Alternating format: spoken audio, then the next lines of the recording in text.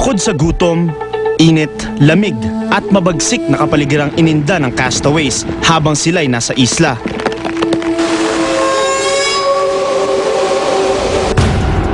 Remember, this is for individual immunity. Go! Nariyan din ang challenges na pinaghandaan at hinarap ng castaways bago mag-tribal council.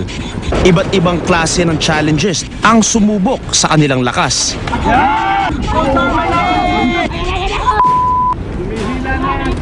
Our first winner! Buhawi! Ira, ito na, paakyat para kumuha ng puzzle piece for Nagar. Ito na si Ira. Naabot na ni Ira ang platform para makakuha. Akihiro, you win immunity! Go! Takbuhan na ang ating mga castaways para hanapin ang mga name tags na nakakalat sa gubat. Sinubok din ang kanilang bilis.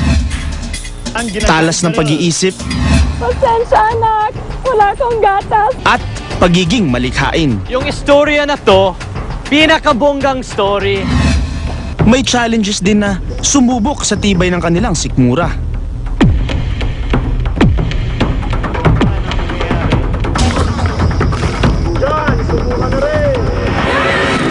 Pero, paano nga ba pinag-isipan at pinaghandaan ang kapanapanabik na challenges sa kauna-unahang season ng Survivor na puro celebrities ang contestants?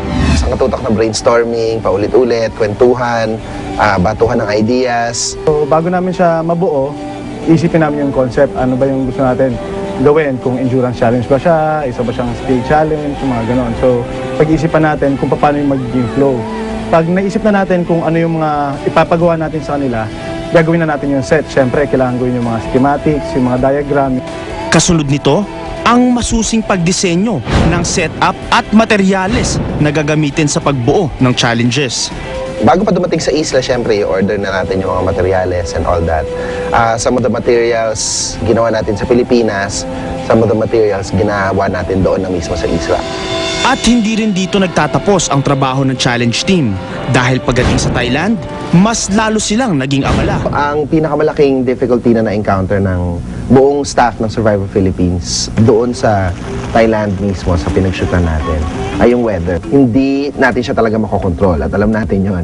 Yung paggawa ng challenges doon means kailangan natin magdala ng gamit, kailangan natin magdala ng tao, kailangan natin dalhin yung castaways, at kung maulan at malakas ang hangin, hindi tayo pwede mag-travel basta-basta. Maraming problemang idinulot ang pabago-bagong panahon sa Ranong Thailand sa production team noong ginawa ang reward challenge na tumatagas na bigas. Dito tayo ngayon sa isang island kung saan nag-set up kami ng isang challenge. It's supposed to be the reward challenge for the 3 tribes. At kanina maayos pa ang panahon, pero biglaan na lang kaming tinamaan ng isang malakas na bagyo at natigil ang lahat. Sobrang lumakas ang ulan, sobrang alon, sobrang hangin. Pinabalik muna namin yung castaway sa camp kasi masyadong delikado para pupunta dito. Oh, we had to anchor and then it was fine. So we Oh no, we were considering. We were considering doing the challenge. Tumatagas na bigas na challenge yung medyo nagka-problema. First, hindi inaasahan na darating yung isang malakas na ulan. So medyo nag-aalanganan kung itutuloy yung challenge or hindi na. So medyo matinding debate pa yung pinagdaanan ng challenge na yun bago matuloy. Si Solen, habang sugatan, minamarkahan ang kanyang puzzle board. Ang Survivor Philippines Medical and Rescue Team ay binubuo ng 3 Filipino doctors, isang psychologist, 2 nurses at isang local rescue team. Sila ang nakatutok sa mga castaways 24/7 mula sa camp hanggang sa mga challenge areas. Nag-a-adapt yung buong production. Nung kinailangan ng 24-hour na patrol boat para for rescue, naglagay kami nun. We made sure na lahat ng aspect ng safety staff at ng mga, especially ng celebrities, na cover namin.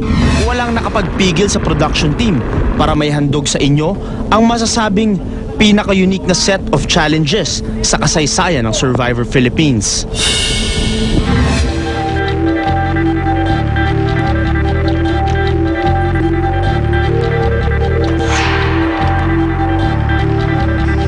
Yung mga challenges, ang pinaka-factor talaga, main factor para ma-distinguish namin siya between reward or immunity is yung level of difficulty. Kasi alam naman namin na yung reward challenge, oo, merong mga bakasyon sa hotel, may spa na reward, iba-iba, may pera rin. Pero ito kasi yung mga na-enjoy na ng ating mga castaways, since yung mga castaways natin, mga artista.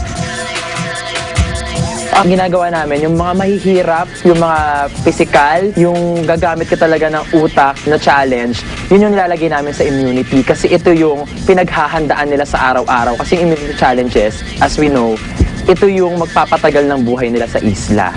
Maging sa isla, hindi sila nakalusot sa mga intriga dahil may mga challenge kami na sumubok sa tapang nila sa pagharap sa mga kontrobersiya na iniwan nila sa Pilipinas. Meron din kaming mga performance-related challenge na sumubok sa kanilang creativity, yung galing nila sa pagsasayaw, pag-arte, pagkanta, at saka yung pagbuo mismo ng production number na konsepto. Sa bawat challenge, kailangan, pinaka-importante sa lahat, fair dapat yung laro. Kasi mahirap na, lalo kapag immunity challenge, kailangan walang tanong, patas yung laban, balanse sa lalaki at sa babae. Survivors ready! Ngayong gabi, samahan nyo kaming himayin ang reward at immunity challenges ng Survivor Philippines Celebrity Showdown.